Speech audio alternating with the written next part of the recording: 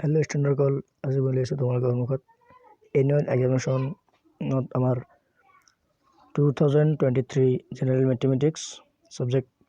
General mathematics আৰু class 9ৰ এতিয়া কোৱেশ্যনটো কেইটা তোমালোকে চাই লোৱা যে এটা বৃত্তৰ পৰিধি সি আৰু ব্যাস ডি ধৰিলে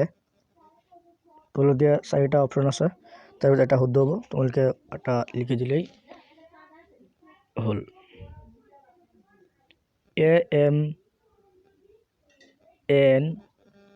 a to the power m a to the power n 0 মান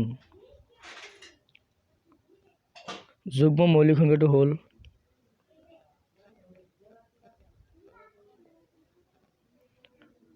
4/5 into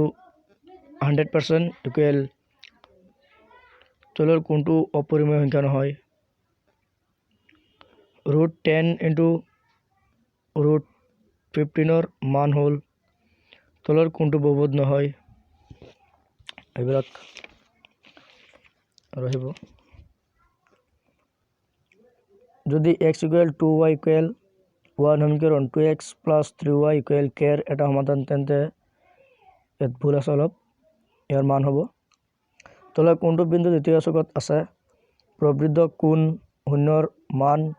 তলত দিয়া কোনটো ত্ৰিভুজৰ অৱমতাৰ শৰ্ত নহয় চতুৰ্ভুজৰ বাহুৰ মধ্যবিন্দুবিলাক একাদিক্ৰমে সংযোগ কৰি লোৱা চতুৰ্ভুজটো কেন্দ্ৰৰ বৃত্ত কেন্দ্ৰটোৰ এটো অন্তৰ্ভাগত অৱস্থিত হ'ব এটা বৃত্তৰ বৃহত্তম জ্যাডাল বৃত্তটোৰ অৰ্ধবৃত্তস্থ কোণৰ মান এটা সংজ্ঞাৰ বক্ৰতলৰ কালি ব্যাসাৰ্ধৰ অৰ্ধগোলকৰ মুঠ পৃষ্ঠকালি এল কাযুক্ত গণকৰ আয়তন হ'ব 023543341 ৰ বহুলক হল তলত কোনটো সত্য সামুদ্ৰিকৰ কালিৰ সূত্ৰটো লিখা √3 + √2 ব্ৰেকেট √3 - √2 ৰ মান নিৰ্ণয় কৰা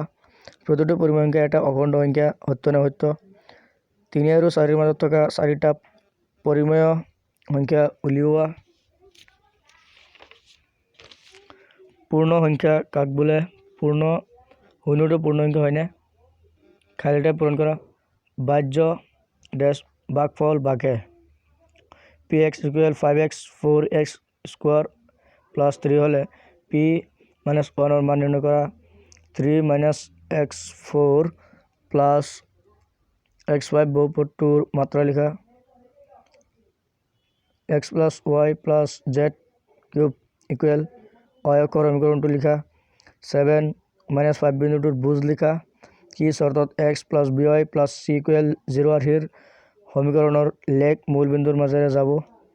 দুটা চলকযুক্ত ৰৈখিক সমীকৰণ এটাৰ কিমান সংখ্যক সমাধান থাকে তিৰ্যক ৰেখা কাক বোলে সমবাহু ত্ৰিভুজৰ বহিকোণ এটাৰ মাপ কিমান ত্ৰিভুজৰ সৰ্বামতাৰ RHS বিধিটো লিখা চক্ৰীয় চতুৰ্ভুজ কাক বোলে শিলা এখন সামুদ্ৰিক হয়নে একে ভূমি আৰু একে সমুদ্ৰৰ মাজত অৱস্থিত সামুদ্ৰিকবোৰৰ কালি এটা ত্ৰিভুজৰ মধ্যমা ত্ৰিভুজটোক দুটা সমানকালী ত্ৰিভুজৰ ভাগ কৰে সত্য নে সত্য ABCD এটা চক্ৰীয় চতুৰ্ভুজ এংগল A = 70 ডিগ্ৰী হলে এংগল C = কিমান হ'ব তিনিটা একৰেখীয় নোহোৱা বিন্দুৰ মাজেৰে কিমানটা বৃত্ত আঁকিব পাৰি হিৰোণৰ সূত্ৰটো লিখা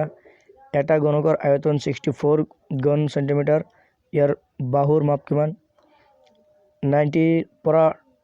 120 শ্ৰেণীটোৰ শ্ৰেণীসূচক নিৰ্ণয় কৰা 300 চেণ্টিমিটাৰ × 30 চেণ্টিমিটাৰ জোখৰ আয়তাকাৰ তক্তা এখনৰ পৰিসীমা আৰু কালি উলিওৱা √3 - √5/5 ৰ হৰ পৰিমেয় কৰা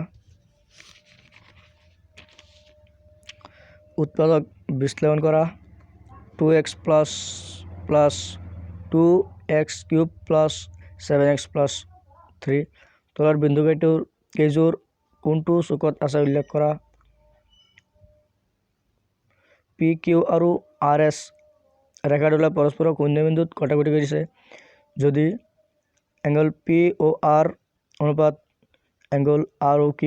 = 5/7 তেনেহলে সকলোবিলাক কোণ নিৰ্ণয় কৰা।